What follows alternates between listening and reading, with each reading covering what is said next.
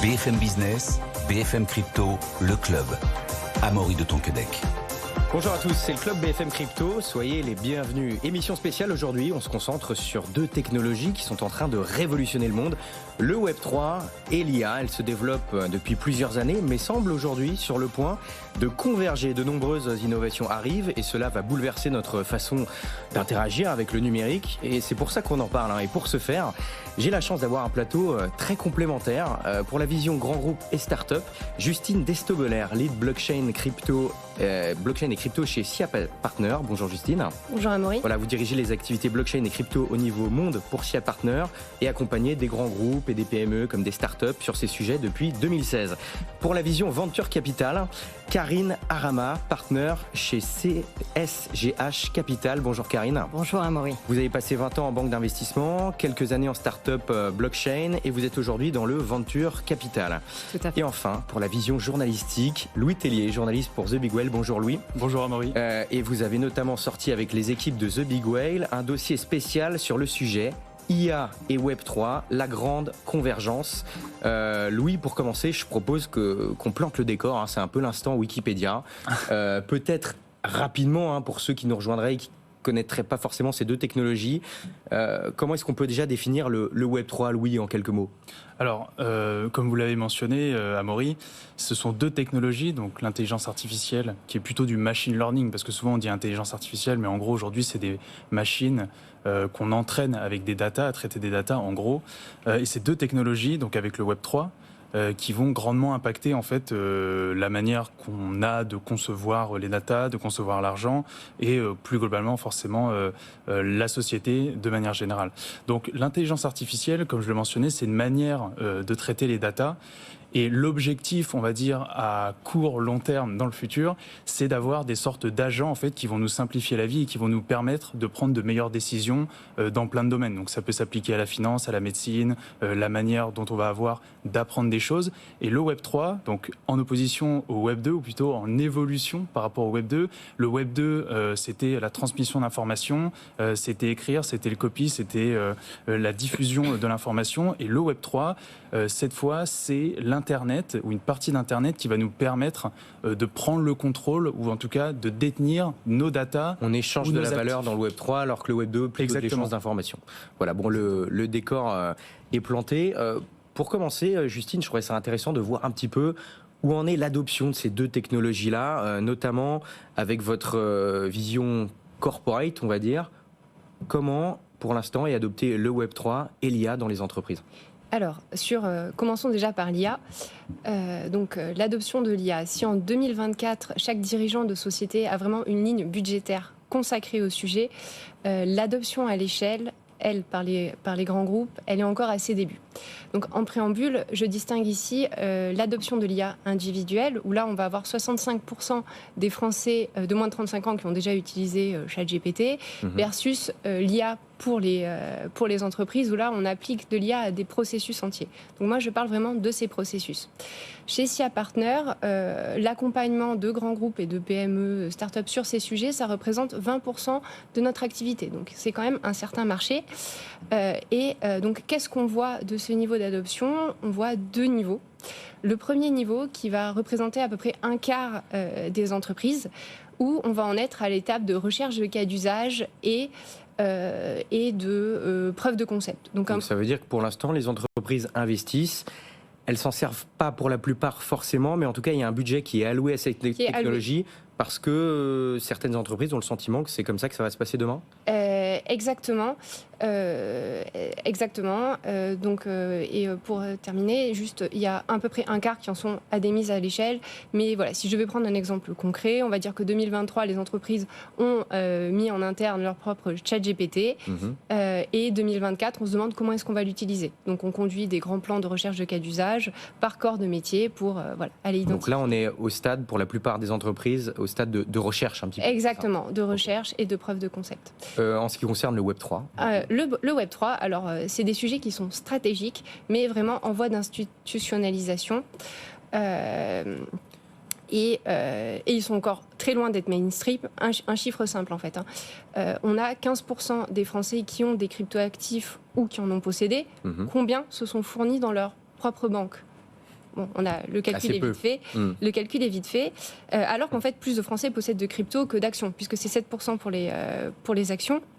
Mais cependant, c'est pas parce qu'on voit peu d'initiatives publiques que les entreprises ne font rien, que ce soit dans le secteur financier ou autre. Ils sont même très avancés pour certains. Donc en fait, si on peut résumer, il y a à peu près le même style d'adoption dans les entreprises, que ce soit pour l'IA et le Web3. C'est-à-dire qu'on voit que dans les cas individuels, il y a 15% des Français qui ont des cryptos, il y en a plus qui ont déjà utilisé ChatGPT. Les entreprises, en ce qui concerne l'IA, sont dans une phase de recherche, et c'est un peu la même chose pour le Web3. Voilà. On est dans une phase de recherche aussi pour la plupart. Il y a des cas d'usage concrets qui arrivent, mais ce n'est pas encore la majorité. On les recherche. On cherche les cas d'usage les plus pertinents. Et maintenant, nous, en tout cas, de ce qu'on voit, c'est que les sujets crypto, pour les lignes budgétaires, vont être plutôt en concurrence avec les sujets IA. D'accord. Donc, voilà.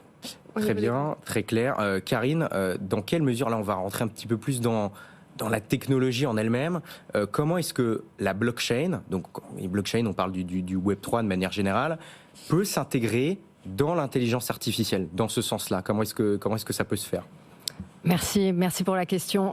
Je pense que ce qui est intéressant de regarder, c'est la problématique à laquelle le segment de l'intelligence artificielle fait face aujourd'hui. Et au-delà de l'innovation, le coût. On voit un déploiement, évidemment, à l'échelle, à la vitesse de la lumière de l'intelligence artificielle à travers ChatGPT et les autres large language models. Ce qui peut être intéressant, c'est de comprendre en décortiquant un petit peu couche par couche, en partant de la couche basse, infrastructure, jusqu'au déploiement de l'IA, d'essayer de comprendre à chaque étape ce que la blockchain peut apporter sur ces problématiques, notamment le coût. Et évidemment, c'est pas la seule problématique. On verra dans un instant les autres sujets qui sont au croisement.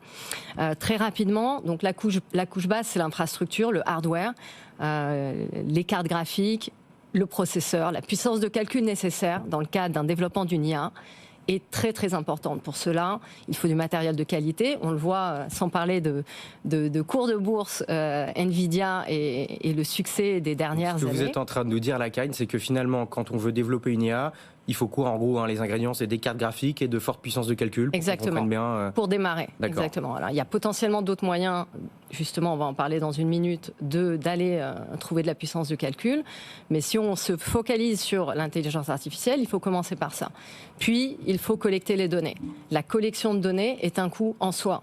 Et plus on aspire à de larges modèles de langage, plus le nombre de données ainsi que la qualité des données va entraîner une source de coûts. Les sources de coûts sont, les sources de données sont payantes de manière générale. Deuxième niveau. Le troisième niveau sont les équipes qui développent les modèles, qui les entraînent, les data scientists, donc les ingénieurs.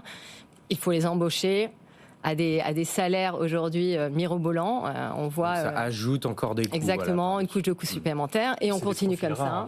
Ce sont des profils rares. Beaucoup de PhD, j'en parlais encore hier soir.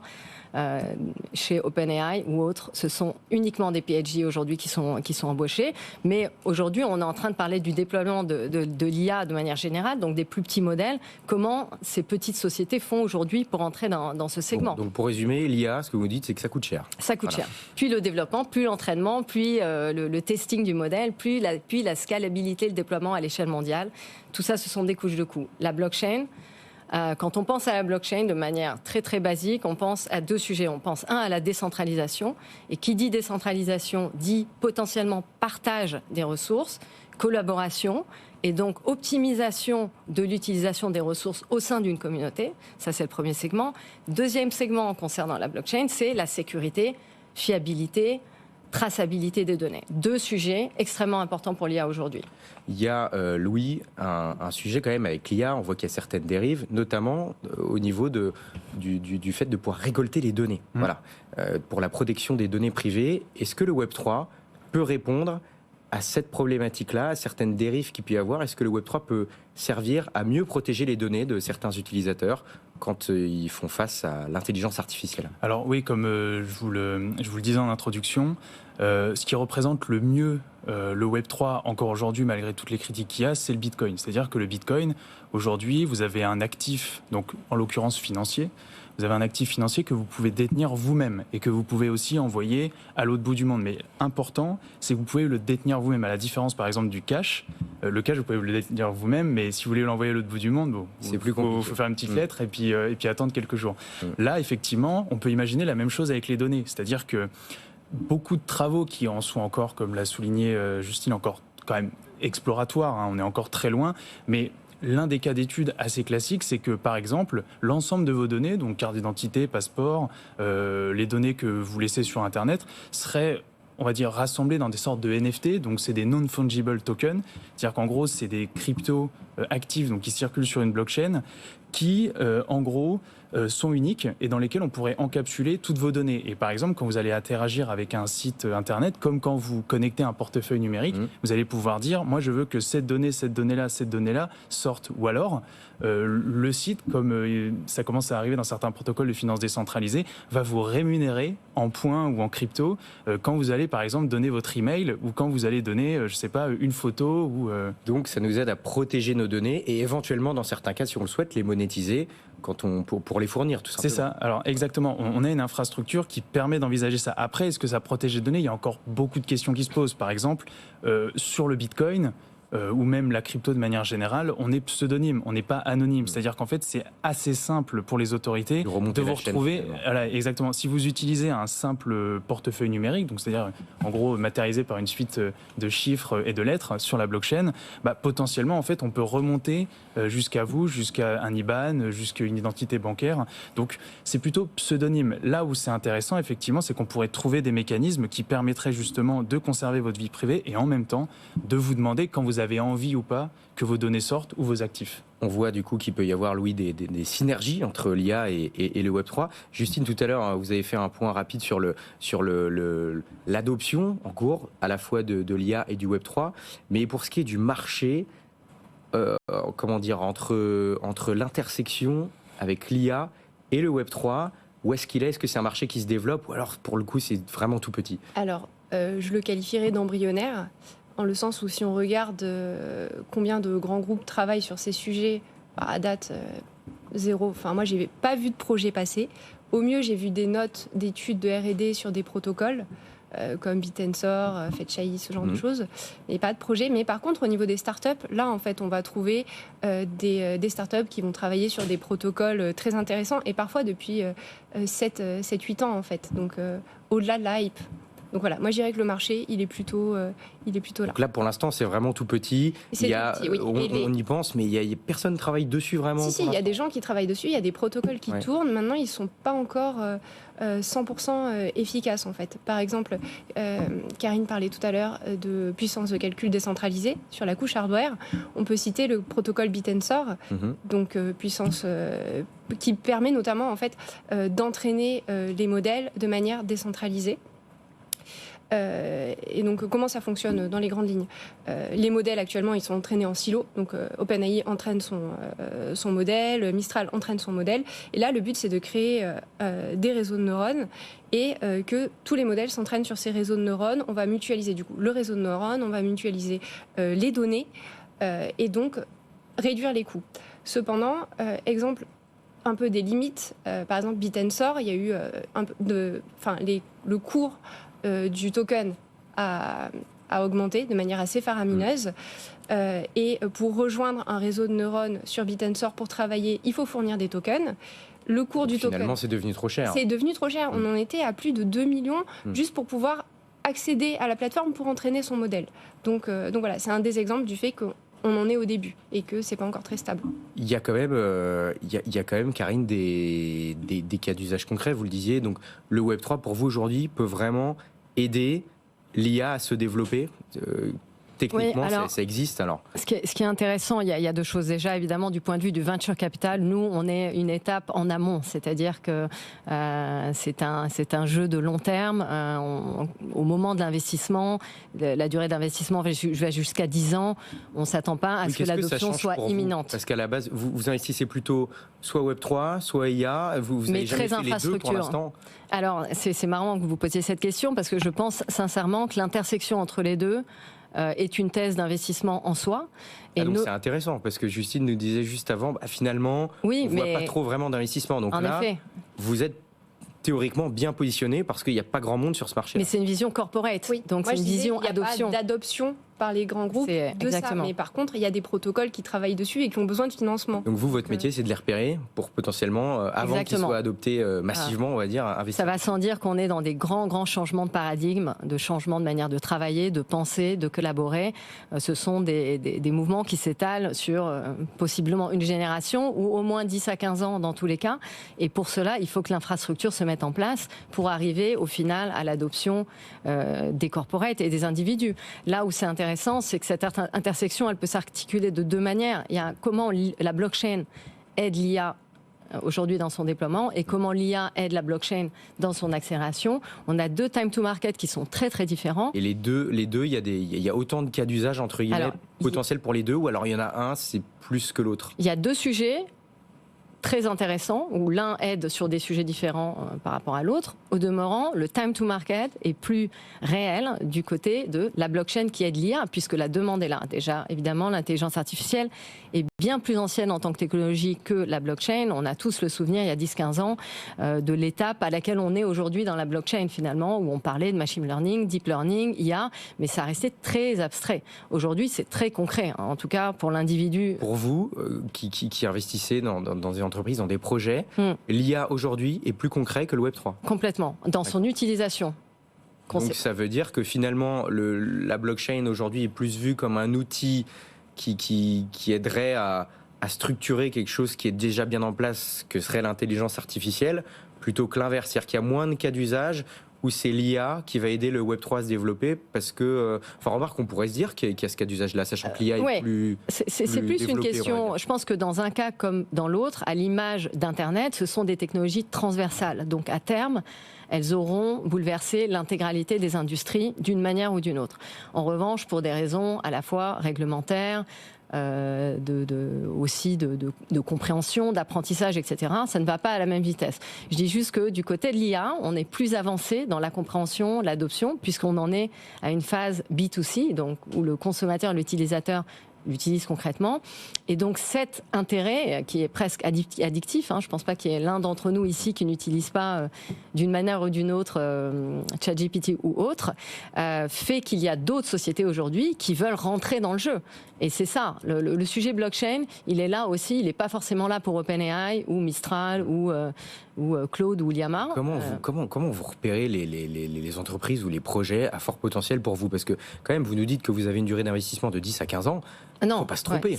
Non, mais je veux dire, plutôt.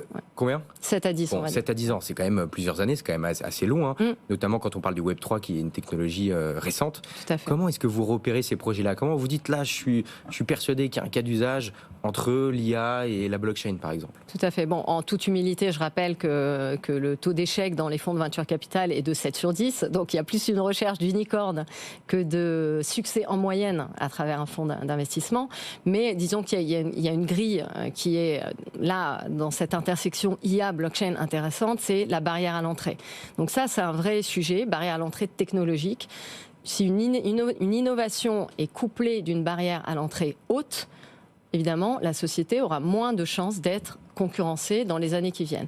C'est un sujet intéressant quand on pense à l'IA et la blockchain, puisqu'aujourd'hui, il y a une pléthore de startups qui sont créées, utilisant des modèles de machine learning existants, mais créant des applications. Donc, une app destinée, un langage destiné aux avocats, ou bien, je ne sais pas, au domaine de la santé, etc., mais qui est développé sur de l'existant. On pourrait penser que là, a priori, la barrière à l'entrée est faible, et il serait facile pour d'autres sociétés d'aller suivre, faire mieux, plus vite, etc., à la lumière des technologies.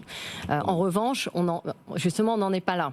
Il y a des vrais sujets où il y a de l'innovation pure, où ça répond à des problématiques concrètes, voilà, dont on a la preuve, puisque l'IA se déploie concrètement.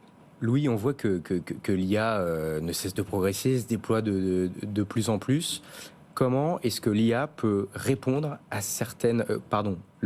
si l'IA se développe de plus en plus, mais comment le Web3 peut aider, on va dire, nous aider à contrer certaines dérives de l'IA, notamment quand on voit des contenus aujourd'hui qui sont tellement bien faits par l'IA, on ne sait pas si c'est vrai ou si c'est faux, aussi des problématiques de droit de propriété. Comment est-ce que le Web3 peut aider à aller contre ça et justement à nous aider à cohabiter avec l'IA sans risque? Alors, ce qui est souvent, on parle de la blockchain et des cryptos comme un actif d'investissement souvent, mais en fait, avant tout, les blockchains publiques, donc Ethereum et Bitcoin, c'est-à-dire les blockchains qui ne nécessitent pas de montrer une identité particulière ou qui n'ont pas qui ne restreignent pas leur accès, c'est-à-dire qui sont accessibles à n'importe qui. En fait, pourquoi est-ce qu'elles sont jugées intéressantes aujourd'hui par toutes les grandes institutions financières ou même institutions tout court? C'est parce que ce sont des réseaux qui sont partagés, donc c'est-à-dire que vous n'avez pas forcément à les entretenir tout seul, donc ça coûte moins cher. Et puis surtout, ça permet d'être transparent et c'est des réseaux qui permettent surtout aussi d'envoyer de la valeur, des messages qui ne peuvent pas être copiés et dont vous pouvez vérifier la véracité. Donc, dans le cas de l'intelligence artificielle, comme vous l'avez souligné, par exemple, ça permet de sécuriser ces données, donc c'est-à-dire de les détenir soi-même sur une adresse blockchain, c'est-à-dire que vous allez regarder la blockchain, vous allez dire donc cette suite de chiffres appartient à tel et c'est seulement cette personne qui a le droit, grâce à ses clés privées, ses sortes de mots de passe, de faire sortir ou entrer. Donc c'est vraiment protégé et tracé en quelque sorte. C'est ça. Voilà. Donc ce sont les données. Et après, la deuxième chose, c'est ce que voulait faire le projet très décrié, donc qui a notamment été lancé par Sam Altman. WorldCoin, exactement.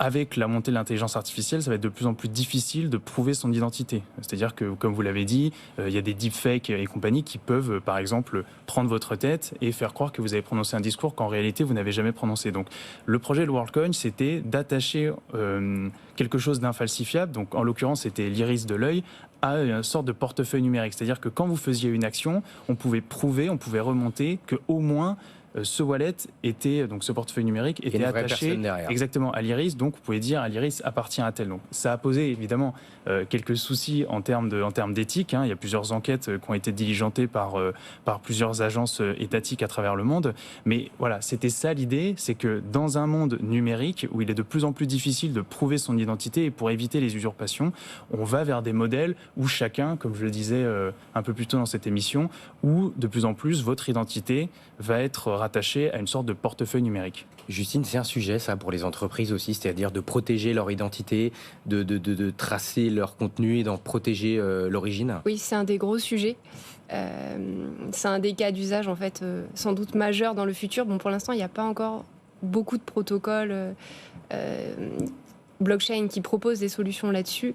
Mais en tout cas, quand on parle à des data scientists, à des experts de vraiment côté IA, c'est une des grosses attentes qu'ils ont, la blockchain, pour fiabiliser tout ça. L'IP, que ce soit en entrée pour l'entraînement des modèles, mais aussi comment tracer ce qui a été produit, dire que ça a été en sortie, en fait, autant entrée que sortie. Alors, vous manquez peut-être un peu de recul pour l'instant, mais là, dans toutes les entreprises avec qui vous interagissez, quelle que soit leur taille, est-ce que vous identifiez quand même des demandes ou des cas d'usage plus récurrents que d'autres qui sont recherchés ? À ce niveau-là, sur l'IP pas forcément par rapport au mélange IA, Web3, ou alors que Web3, voilà, dans cette thématique-là, on va dire. IA Web3, j'en ai pas trop. C'était trop embryonnaire, comme vous l'avez dit c'est trop tout à l'heure. embryonnaire, oui. Donc vous n'avez pas de demande directement. Karine, vous, de votre côté, mais un peu même question, dans les entreprises ou les projets que vous chassez, entre guillemets, est-ce qu'il y a des cas d'usage concrets ou alors qui pourraient devenir concrets, qui reviennent plus que d'autres? Je pense que le partage de la puissance de calcul a été bien attaqué si je puis dire, par les startups. Donc aujourd'hui, il y a une dizaine de startups partagent du stockage. Pourquoi ? Parce que ce ne sont pas des nouveaux sujets, des nouvelles problématiques du point de vue de la blockchain et la hype qu'il y a eu sur les NFT.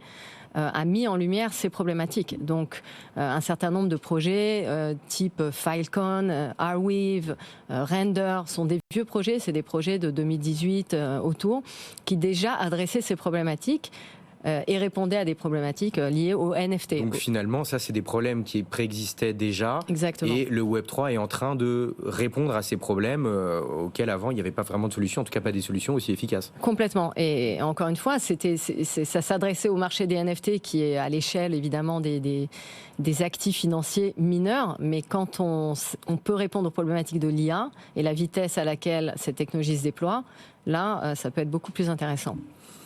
Louis, peut-être le mot de la fin, je sais pas si vous voulez ajouter quelque chose. Pour emboîter le pas à Justine et Karine, effectivement, il y a un côté de décentralisation. C'est-à-dire que, par exemple, aujourd'hui, il y a une entreprise française, bon, je ne vais pas citer le nom parce qu'on ne va pas faire de publicité, mais qui te permet, par exemple, pour jouer à des jeux vidéo, d'utiliser des ordinateurs à distance. En fait, là, c'est un petit peu la même chose. C'est-à-dire qu'au lieu d'avoir votre propre infrastructure et vos propres GPU pour mobiliser votre puissance de calcul, là, grâce à la blockchain, en fait, l'horizon, une nouvelle fois, parce qu'on est encore très tôt, ça va... Vous allez pouvoir, en fait, via la blockchain, utiliser plein de puissances de calcul de petites machines. Donc, par exemple, l'ordinateur de quelqu'un qui va être branché via la blockchain. Donc, après, il y a les systèmes de token qui sont quand même assez compliqués à expliquer. Mais une nouvelle fois, ce côté décentralisation et infrastructure partagée. De tout mettre en commun et du coup partager les ressources et notamment la puissance de calcul. Exactement. Ça coûte moins cher et c'est plus pratique. Et d'être récompensé, d'être rémunéré pour ça. Effectivement, le partage aussi des rémunérations. Voilà. Merci beaucoup d'avoir été avec nous, Louis Tellier, journaliste pour The Big Whale. Voilà, je rappelle que vous avez sorti